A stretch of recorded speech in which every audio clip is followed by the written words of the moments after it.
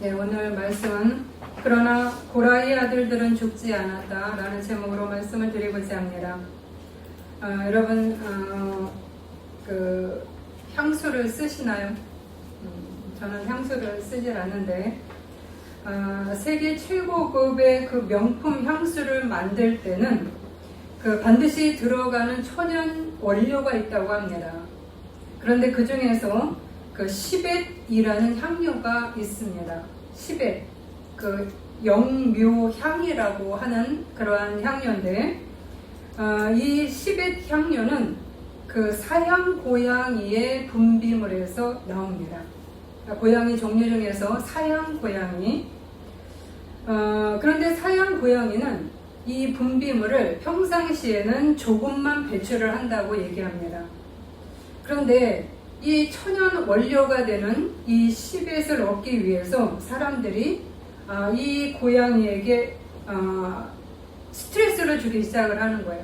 좁은 철창에다가 가둬서 아주 고통을 조금 줄 때, 그러면 이 고양이가 스트레스를 막 받으니까 이 그 고통의 한복판에서 온몸을 다해서 자신을 보호하기 위해서 아주 가장 농도가 짙은 이 분비물을 온 힘을 다해서 쏟아낸다고 합니다. 그래서 이런 과정을 통해서 나온 이 시벳 향료가 바로 이 원료, 시벳 향료의 원료가 되는 이 분비물이 이 고양이를 통해서 나오게 되는 거죠. 그런데 중요한 것은 그렇게 갇히고 찔리고 그리고 괴로운 그런 고통 속에서 강제로 짜내어진 이 원액 자체는 그리 값비싼 향기가 나지 않는다고 합니다. 그러니까 원액 자체에서는 어떤 냄새가 나냐면 아주 도저히 코를 들을 수 없을 정도로 지독하고 불쾌한 그러한 오물 냄새, 악취가 난다고 얘기합니다. 그런데 바로 이 오물 냄새가 나는 이 시벳 원료를 그 조향사, 그 향수를 만드는 최고급의 그러한 수준 높은 조향사 손에 들어갔을 때는 달라지기 시작을 하는 거예요. 이 분비물을 가지고 이 조향사가 철저히 부수고 그 다음에 알코올에다가 아주 수천 배로 희석을 해서 그런 다음에 오랜 세월을 숙성을 시키고 나면 마침내 세상 어느 곳에도 비교할 수 없는 그 값비싸고 그리고 가장 고귀한 명품 향수로 탄생하는 그 대반전이 일어난다고 합니다.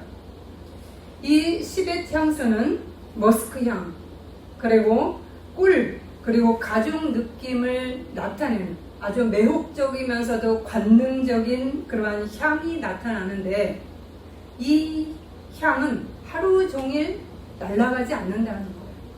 그 다음날까지도 이어지는 아주 그러한 관능적인 향을 발산한다고 얘기합니다. 그래서 이 향수를 클레오파트라가 그 시저를 유혹할 때 썼다는 전설이 있고요. 그리고 솔로몬 왕이 시바 여왕에게 선물했던 기록이 있다고 합니다. 이처럼 이런 시벳 향료는 고대로부터 최음 효과 그리고 관능미를 지닌 고급 향료로 취급을 받았습니다. 지금은 고양이에게 스트레스를 주는 것이 동물 학대로 여겨져서 합성으로 이렇게 만든다고 이야기를 합니다. 이 향을. 어쨌든 이 시벳 향료는 최고급 그 향수의 재료가 된다라고 하는 겁니다.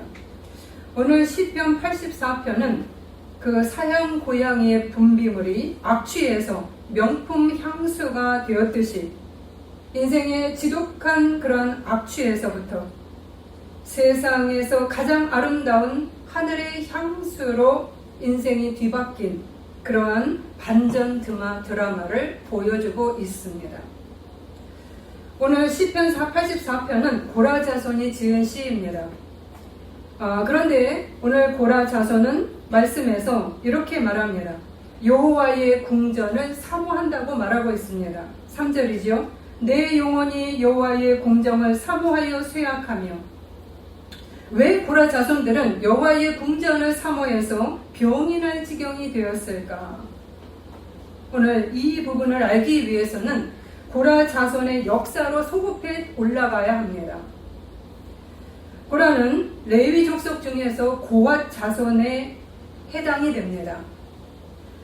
민수기 4장을 보면 이들의 임무가 나옵니다. 고핫 가문은 성막이 이동했을 때 가장 중요하고 거룩한 임무를 부여받았습니다. 성막의 심장부인 지성소에 있는, 여러분 성막에는 가장 중요한 것, 언약궤가 있는 곳, 거기에 여러 가지가 있죠. 그런 부분들, 그러면 그 지성소 안에, 성소 안에 들어있는 그 가장 중요한 그러한 성물들을 옮기는 역할을 한 겁니다. 언약궤, 그다음에 분향단, 등잔대, 떡상, 이렇게 가장 거룩한 그 성물들을 어깨에 메고 운반하는 그런 특권을 가졌습니다. 이 직무는 레위 지파 중에서도 가장 영광스러운 그런 직무였습니다. 그런데 그들은 이러한 영광스러운 직무를 맡았음에도 불구하고 한 가지 불만이 있었습니다. 왜냐하면 자신들의 임무는 그냥 제사장 가문인 그 아론의 가문, 그 아론의 자손들이 성물들을 다 정리하고, 그러니까 성물들을, 그러니까 이 성막이 이렇게 이동을 하죠. 이쪽에서 이쪽으로 이렇게 이동을 할 때 우리 어디 지역을 옮겨 가잖아요. 그러면은 성막이 다시 같이 다 옮겨가야 됩니다. 그럴 때 그 성막 안에 있는 그 성물들을 누가 먼저 이렇게 정리를 하냐면 제사장 아론과 그 가문의 사람들이 합니다. 그러니까 제사장들이 하는 거죠. 우리들이 가톨릭 신부들이 성찬에 그 포도주와 떡을 아무도 못 만지고 그 신부만 만지게 되어 있습니다. 남는 것도 다 자기가 먹어야 되고요. 또 그 떡을나 포도주를 누군가 이렇게 성체성사를 했을 때 다 마시지 못하고 먹지 못하고 토해냈을 때 그것을 신부가 버리지 못하고 다시 자기가 먹어야 되는 그 정도의 어떤 거룩한 그런 직분을 맡고 있는 거죠. 마찬가지로 이 제사장 아론의 가문도 마찬가지였습니다. 이 성물들을 이동을 할 때 먼저 직접 들어가서 그것들을 싸고 한 겹, 두 겹 아주 꼼꼼히 쌉니다. 그래서 그 성물들이 보이지 않게 만들어 놓은 상태에서 이제 이 고핫 가문의 사람들이 와서 그것을 어깨에 메고 거룩한 것을 메고 이제 이동을 하는 겁니다. 이렇게 이 세마포로 덮어놓기 전까지는 이 성물에 접근해서도 안 되고 그것을 보아서도 안 됩니다. 그것을 보게 되면 죽게 되는 그러한 벌을 받게 되어 있었습니다.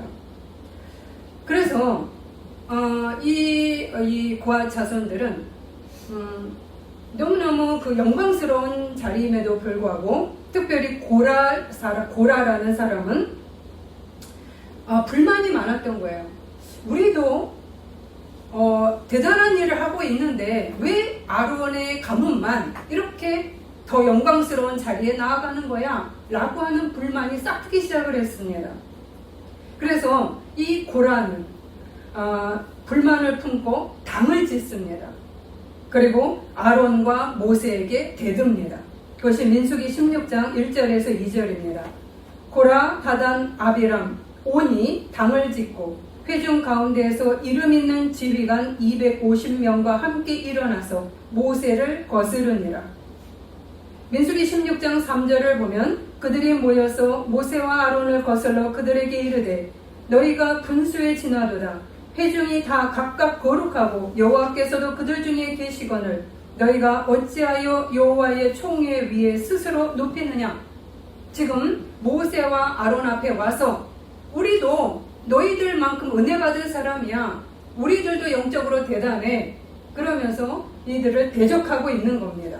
훈계하고 그리고 항변하고 그러면서 너희들 혼자 잘난 체 하지 말아라. 왜? 너희들이 너무나 분수에 지나쳐. 우리들도 너희들보다 떨어지지 않아. 라고 하면서 대적을 하고 있는 것입니다. 그러자 모세가 그 고라와 그 250명 그 지휘관들 그 무리들에게 이렇게 얘기합니다. 하나님이 이스라엘 중에 너희를 구별하여 자기에게 가까이 하게 하사 여호와의 성막에서 봉사하게 하시며 회중 앞에 서서 그들을 대신하여 섬기게 하심이 너희에게 작은 일이겠느냐? 하나님이 너와 내 모든 형제 레위 자손으로 너와 함께 가까이 오게 하셨거늘 너희가 오히려 제사장의 직분을 구하느냐? 지금 모세가 이 고라와 그 사람들에게 이렇게 저자세로 나가는 게 아니라 하나님 앞에서 너희들이 지금 맡은 임무에 충실하지 않고 오히려 지금 제사장의 직분을 넘보면서 함부로 대적하고 있다는 것을 따끔하게 지적을 합니다.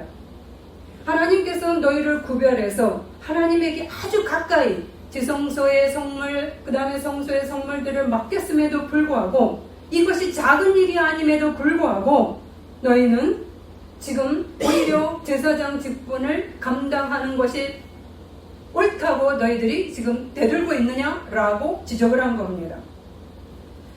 왜냐하면 이들은 성막 중에서 가장 거룩한 곳에서 봉사하는 은총을 입었음에도 불구하고 감사와 감격이 없었습니다. 단지 아론과 모세보다 못한 것이 무엇이냐고 생각하면서 그리고 교만의 모습을 드러냅니다. 자신들은 남들 보기에 화려하고 그리고 드러나는 역할을 하고 싶었던 것입니다. 어깨에 메고 이 선물들을 어깨에 메고 이동할 때 사람들은 이들을 주목할 수밖에 없습니다. 그럼에도 불구하고 마음이 높으니까 더 높은 그러한 자리에 오르고 싶은 마음입니다. 그래서 그들은 질서를 무시하고 불만을 터뜨리고 밤을 지어서 250명의 지도자를 선동해서 그리고 제사장을 대적하고 훈계하며 정면으로 반역을 꾀하고 있습니다. 그러자 모세는 백성들에게 경고를 합니다. 민수기에서 26절에 너희는 이 악인들의 장막에서 떠나라. 너희도 멸망할까 두려우니라.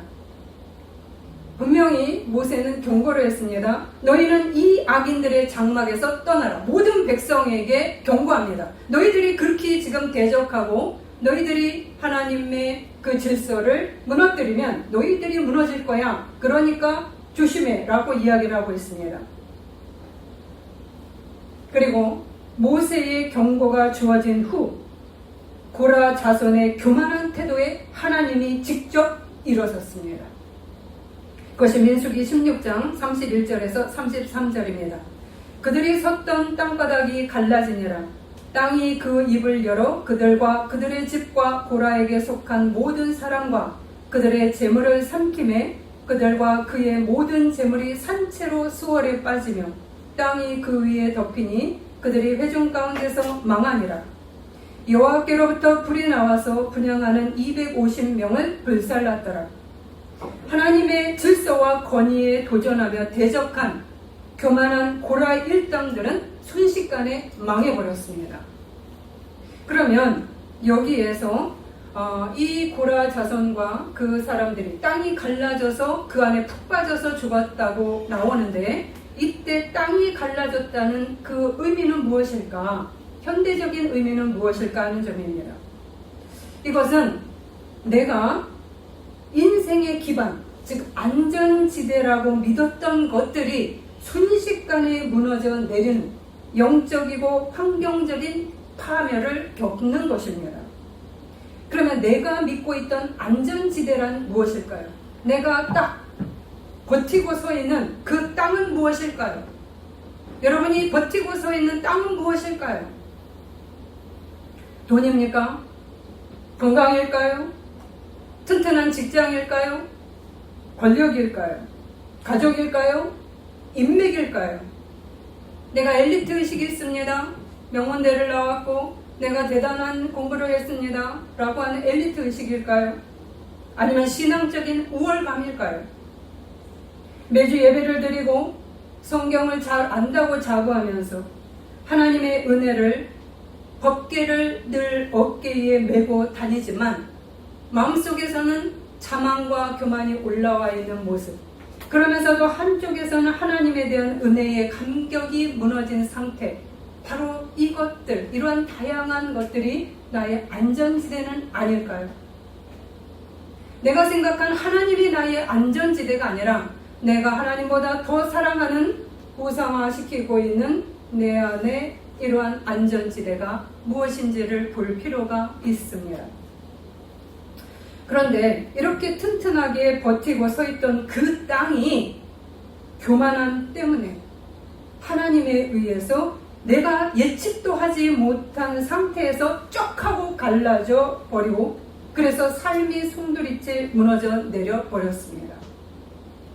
이것이 교만이 얼마나 부실한 땅을 의지하고 있으면서도 쉽게 무너질 수 있는지를 보여주는 장면입니다. 고라 자손의 행동은 지독한 교만의 악취를 내었던 것입니다. 사양 고양이의 배설물이 지독한 악취를 내는 것과 별반 다름이 없습니다. 고라의 교만과 고집은 그런데 혼자 멸망으로 끝나지 않았습니다. 가정 전체를 지옥으로 끌고 갔습니다. 이처럼 교만은 개인의 파멸로 끝나지 않습니다. 교만은 가정 전체를 고통으로 몰고 들어가고, 그리고 자녀들의 영혼의 땅을 갈라놓아 버립니다.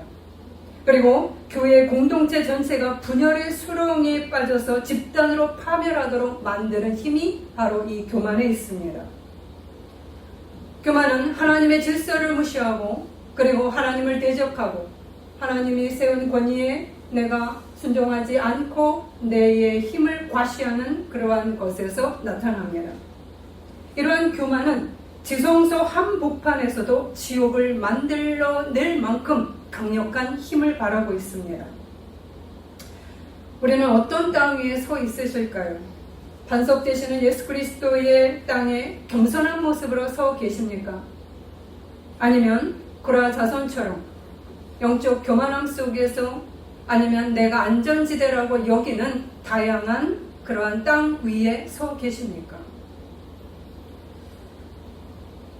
오늘 시편 84편을 지은 고라 자손은 자신의 조상의 역사를 잘 알고 있었습니다. 그들은 자신의 조상의 교만으로 인해서 받은 하나님의 징계가 얼마나 두려운 것인지를 알고 있었던 것입니다. 그런데 오늘 이 고라 자손이 오늘 시편 84편에서 하나님께 깊은 감사를 드리고 있습니다. 왜일까요? 여기에 놀라운 반전이 기다리고 있기 때문입니다. 그 반전이란 무엇일까요? 민수기 26장 11절에 이렇게 기록하고 있기 때문입니다. 그러나 고라의 아들들은 죽지 아니하였더라. 여러분, 고라를 아버지로 두었는데 아버지는 교만 때문에 땅이 갈라져서 죽었습니다. 그런데 고라의 아들들 중에 4명, 3명, 아실, 알게나, 아비아삽은 죽지 않고 살았습니다. 이 말씀이 민수기 26장 11절에 나옵니다. 고라의 아들들은 죽지 아니하였더라. 어떻게 된 일일까요? 어떻게 같이 가족도 다 죽었다고 얘기 나왔고, 그리고 그 고라를 따르던 많은 사람들이 다 죽었는데 어떻게 이 셋은 살아남았을까요? 바로 여기에 반전이 있습니다. 이들은 아버지 고라가 담을 지어 반역을 꾀했을 때 그들은 아버지의 압박에 굴하지 않고 동참하지 않았습니다. 아버지, 그렇게 하면 안 됩니다. 그 길은 우리가 죽는 길입니다. 오히려 아버지 앞에서 당당하게, 그리고 아버지를 밀어냈습니다. 그들은 혈연의 정보다 하나님의 말씀을 선택한 것입니다. 의지적인 결단을 한 것입니다. 그 당시에 아버지는 강력한 힘을 가졌지요. 자식들은 순종해야 했을 것입니다. 그럼에도 불구하고 자식들은 아버지의 명령보다 하나님의 명령 앞에서 무릎을 꿇는 것을 선택했다는 이야기입니다. 아멘. 그리고 고라 일당이 모세와 아론을 대적했을 때도, 그리고 모세가 이렇게 얘기를 했죠. 너희가 이 악인들의 장막에서 떠나라. 너희도 멸망할까 두려우니라. 이렇게 외쳤을 때 이 아들들은 아버지의 장막에서, 그 교만의 자리에서 뛰쳐나왔습니다. 그리고 모세의 편, 하나님의 편으로 이동했습니다.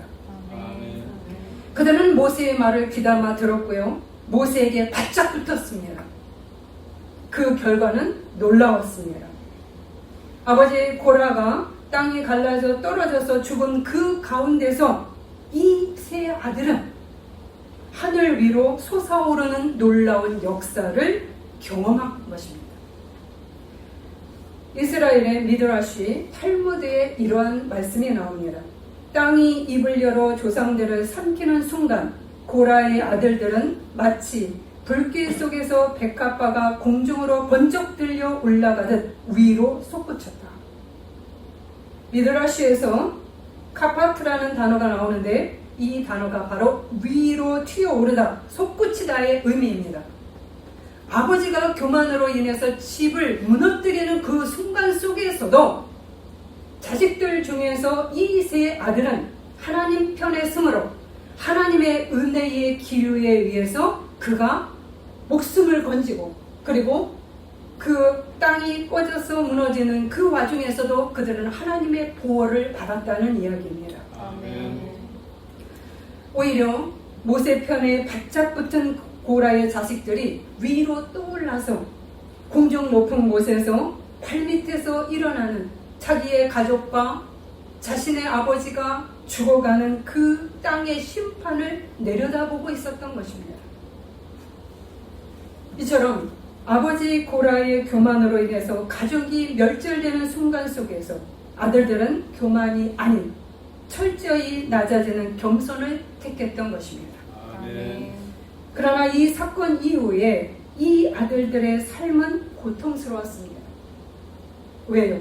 가족이 몰살을 당했습니다. 그들이 가진 모든 재산들이 다 날아갔습니다. 여러분, 그들이 가지고 있던 모든 터들이 갑자기 다 사라졌어요. 그런데 그것만 있는 것이 아닙니다. 사람들로부터 비난이 쏟아졌습니다. 이스라엘 공동체 내에서 고라 집안? 너 고라의 자식들이야? 배신자 집안, 반역자야. 하나님께 저주를 받아서 땅에 묻힌 가문의 자식들이네? 라고 하는 끔찍한 낙인이 가는 곳마다 찍혀 있었습니다. 여러분 생각해 보세요. 우리 집에 누군가가 범죄를 저질러서 감옥에 갑니다. 그러면 여러분이 당당할까요? 아니죠. 우리 집안에 누군가가 범죄자가 되었을 때 우리 마음속에서 나는 범죄자의 가족이야 라는 낙인이 스스로도 또 외부에서도 알게 되면 찍히게 되죠. 바로 이러한 일들을 겪은 겁니다.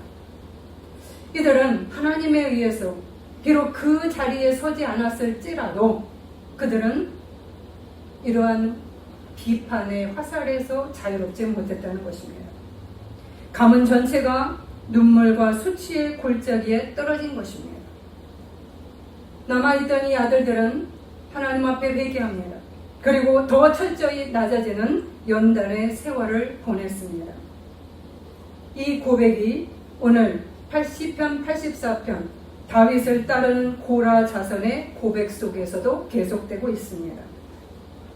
시편 84편의 배경은 다윗 왕이 압살롬을 피해서 도망가는 처지에서 고라 자손과 함께하며 지은 시라고 알려져 있습니다. 고라 자손이 찬양대 역할을 맡았기 때문에, 문지기 역할을 맡았기 때문에 이 다윗과 함께 피난을 가면서 지은 시라고 알려져 있습니다. 그러면 이때 다윗 왕은 어떤 모습일까요? 추락하고 있는 그러한 상황입니다. 그가 교만해져서 밧세바를 취했습니다. 이런 다윗 왕의 죄악으로 인해서 하나님은 징계를 내렸습니다. 다윗 왕의 아들 압살롬이 반역을 일으켜서, 그리고 왕은 이 아들에 의해서 목숨이 정말 간당간당하는 그러한 지경으로 도망자의 자리에 처하고 있었던 것입니다. 그런데 고라 자손은 지금 이 다윗의 심정을 너무너무 잘 이해하고 있었습니다. 도망자, 그리고 교만한 자의 추락, 그리고 반역, 이러한 단어들이 너무나 익숙한 겁니다. 왜요? 자기의 조상들이 행했던 그러한 일들이었기 때문입니다. 우리들의 역사야. 우리 가문의 역사가 바로 이렇게 교만했고 추락했고 그리고 떠돌이가 되었고 비난의 화살을 받았어. 대적이 무엇인지, 교만이 무엇인지, 거만이 무엇인지, 그것으로 인해서 가문이 무너지는 것이 무엇인지 너무나 철저하게 경험을 했어. 그렇기 때문에 다윗 왕이 무너지고 있는 이 상황을 누구보다도 잘 이해를 했습니다. 교만으로 인해서 추락한 인생. 그러나 고라 자손들은 이 추락이 오히려 자신들을 다시금 눈뜨게 한 인생으로 나아가게 하였다고 하면서 오늘 감사의 시를 올리고 있는 것입니다. 아멘. 그러면 추락과 어떤 은혜가 주어졌는가? 바로 문지기의 은혜가 주어졌습니다. 그것은 무엇일까요? 문지기의 은혜란 무엇일까요? 첫 번째는 눈물 골짜기의 은혜입니다. 오늘 시편 6절에서 7절입니다. 그들이 눈물 골짜기로 지나갈 때에 그곳에 많은 샘이 있을 것이며 이른비가 복을 채워주나이다. 그들은 힘을 얻고 더 얻어 나아가 시온에서 하나님 앞에 각기 나타나리이다.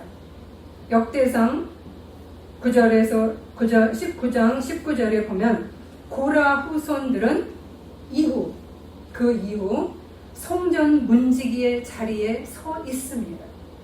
고라의 증손 에비아삽의 자손 살룸과 고라의 자손이 수종드는 일을 맡아 성막 문들을 지켰으니 시편 84편 10절에 이렇게 나오죠.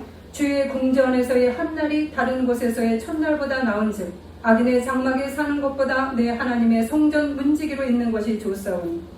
지금 물론 성막은 사라졌습니다. 성막 대신에 성전이 지어졌고요. 성전은 아직 다윗 시대에는 안 지어졌죠. 어쨌든 지금 이들은 고라 자손은 화려한 지성소에서 봉사하고 있지 않습니다. 이들은 오히려 성전 문턱에 서서 성전의 문지기가 되어 있습니다. 성전의 문지기는 무엇을 하는 것이냐? 이방인이나 부정한 사람들이 들어오지 못하도록 몸으로 막아서는 역할이 바로 문지기 역할입니다. 여러분, 지성소에 그 성물들을 옮기는 그 영광스러운 자리와 비교해 볼 때 문지기 자리는 하찮은 자리입니다. 그럼에도 불구하고 이 고라 자손들은 이 자리조차 눈물겨운 은혜라고 고백하고 있습니다. 고라의 지성소의 그 봉사의 자리는 그 성물들을 옮겨갈 때 사람들이, 백성들이 전부 이 고라 자손들을 주목합니다. 와우, 와, 하나님의 성물들을 옮기는 자들이야. 대단해. 행진할 때마다 영적 자부심이 넘쳐 흘렀습니다. 그래서 고라는 교만해졌지요. 그러나 여기에 비해서 문지기는 소외되고 낮아진 자리였습니다. 지금의 우리의 모습으로 비교를 한다면 지성소 봉사는 청와대 핵심 비서관 역할을 하는 겁니다. 대통령 옆에 바로 붙어서 일하는 비서관 역할이라고 한다면 문지기는 청와대의 경비원일 뿐입니다. 오, 청와대 경비원, 와, 그것도 대단하잖아요? 예, 대단합니다. 그러나 이전의 나의 직업이 비서관이었다면 우리 조상이 청와대 비서관이었어요. 여러분 자만심, 내가 자신감이 넘치지 않습니까? 우리의 조상이 국회의원이야. 그것만 돼도 대단하다. 그 얘기를 합니다. 거기에 비하면 우리 지금 청와대 경비원이야 라고 얘기해서 너무 등급이 떨어지죠. 바로 이렇게 이전의 화려한 영광에 미치지 못하는 그런 문지기 자리였지만 이들은 그럼에도 불구하고 주님을 사모하고 찬양하고 있습니다. 왜요? 낮아짐을 통해서 화려한 명성보다는 오히려 주님의 장막을 더욱 사모하는 진짜 예배자가 되었기 때문입니다. 아멘. 그 전에 고라는 교만한 예배자였습니다. 하나님을 대적하고 질서를 파괴하는 그러한 예배자의 자리에 섰습니다. 그러나 이들이 눈물의 골짜기를 통해서 겸손을 경험하고 그리고 낮아지면서 다시 한번 자신을 돌아봤을 때 우리의 마음속에 오만함이 들어있던 그것을 발견하고 그것을 회개하는 순간 그들의 마음속에 하나님을 향한 대로 메실로트가 닦여갔기 때문입니다. 아멘. 만군의 여호와여 주의 장막이 어찌 그리 사랑스러운지요. 내 영혼이 여호와의 궁정을 사모하여 쇠약하며 내 마음과 육체가 살아계시는 하나님께 부르짖나이다. 고라 자손들은 반역의 자식들 경비원이라는 조롱을 받으면서도 이러한 눈물 골짜기로 밀려 떨어졌지만 그들은 원망하는 대신 눈물을 흘리며 기도의 괭이를 들고 땅을 파내려 가는 그런 기도의 수로를 내어서 마음을 주님께 고정하기 시작했습니다. 아멘. 내 마음에 다시 기도의 괭이를 들었습니다. 그리하여 나의 마음속에 영적인 교만을 파기 시작을 한 겁니다. 우리는 어떤 예배자일까요? 지성소에서 교만과 만성화된 예배에 빠진 예배자일까요? 매너리즘에 빠져서 어제 예배나 오늘 예배나 그리 감동을 내가 받지 못하는 그러한 예배자일까요? 아니면 눈물 골짜기를 걸으면서 기도의 괭이로 시온의 대로를 닦으면서 겸손한 진짜 예배자로 내가 서가고 있을까요?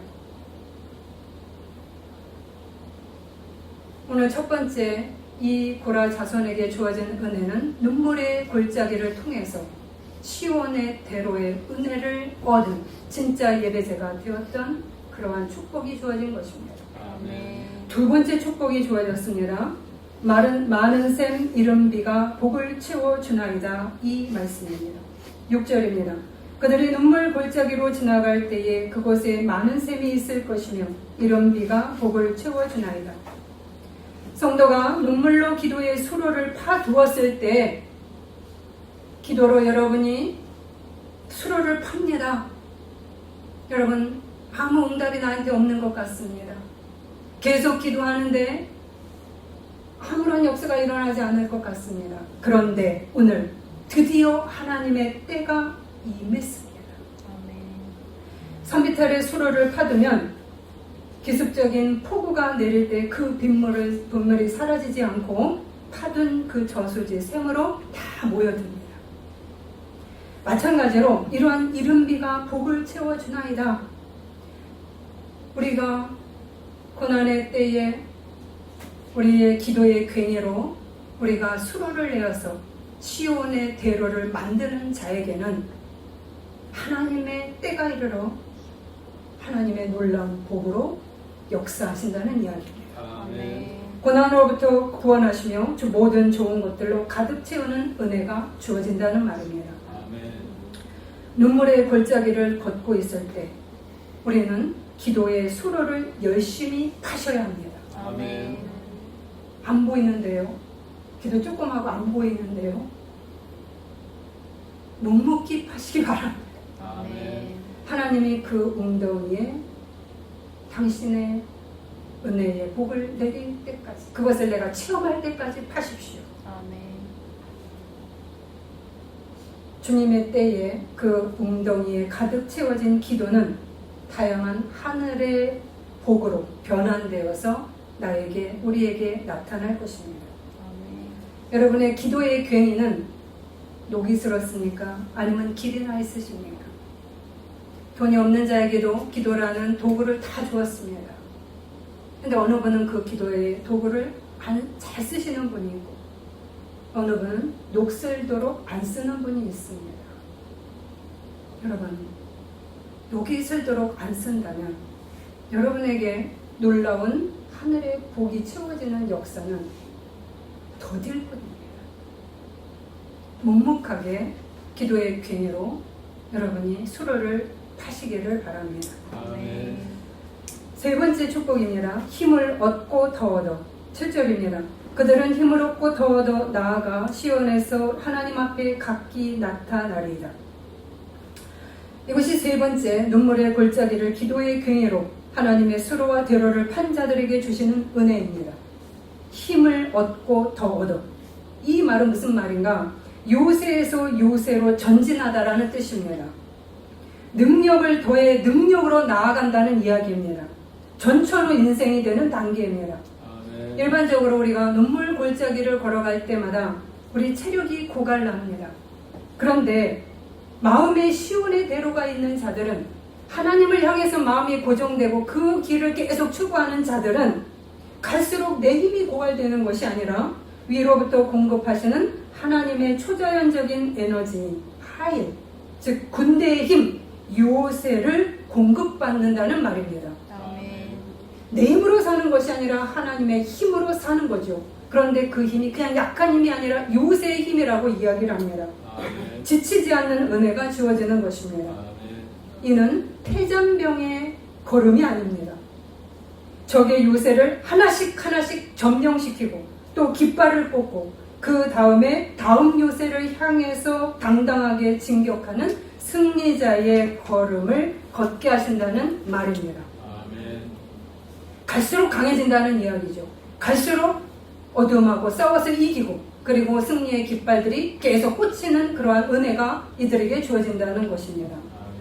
그래서 날마다 새 힘을 얻어 승리하는 전천후 신앙인인 명품 인생이 되어 간다는 말씀입니다. 아멘. 사양 고양이가 고통을 통해 더욱 많은 10의 향료를 뽑아내듯이, 그리고 조향사의 손에 들렸을 때 명품 향수가 탄생하는 반전이 일어나듯 고라 자손은 죽지 않았습니다. 오히려 낮아지는 고통은 그들을 명품 인생으로 바뀌는 은혜를 받았습니다. 아멘. 이처럼 예수 그리스도 역시 죽지 않고 다시 살아나셨습니다. 그분은 스스로 낮추어서 성전의 문지기가 되시기 위해서 이 땅에 오셨습니다. 화려한 집례자가 아니라 가장 낮은 자리에서 섬기기 위해 오셨습니다. 예수 안에는 시온의 대로가 튼실하게 구축되어 있었고, 그리고 예수의 눈물의 골짜기는 우리를 향한 시온의 대로를 내도록 해 주었습니다. 그 시온의 대로를 통해서 하나님의 놀라운 복과 은혜의 비로 요새에서 요새로 점령하는 능력으로 가득 채우셨습니다. 지금도 우리에게 그 역사를 이루고 계십니다. 아멘. 우리도 죽지 않았다는 주인공이 되시기를 바랍니다. 아멘. 그러나 고라의 아들들은 죽지 않았다. 고라에서 끝나지 마시고 고라의 아들들이 바로 내가 되기를 여러분 결단하셔야 합니다. 아멘. 우리도 고라처럼 내가 믿고 있었던 안전지대의 땅이 무너지는 교만의 자리에 서지 않기를, 그리고 그 자리에서 떠나기를 기도하셔야 합니다. 아멘. 그리고 의지적으로 애쓰셔야 합니다. 아멘. 오히려 고라 자손처럼 혈육의 정을 떠나 하나님 편에 서셔야 합니다. 아멘. 그 길이 눈물 골짜기를 걷는다 할지라도 그 골짜기가 오히려 하늘의 복을 여는 자리임을 기억하셔야 합니다. 아멘. 그래서 진짜 예배자로, 많은 샘을 소유하는 자로, 요새에서 요새로 나아가는 능력을 소유하는 자가 되시기를 바랍니다. 아멘. 그래서 우리도 이렇게 고백하는 자가 되십시다. 아멘. 그러나 우리도 죽지 않았다. 아멘. 주인공이 되십시다. 아멘. 아멘. 기도하시겠습니다.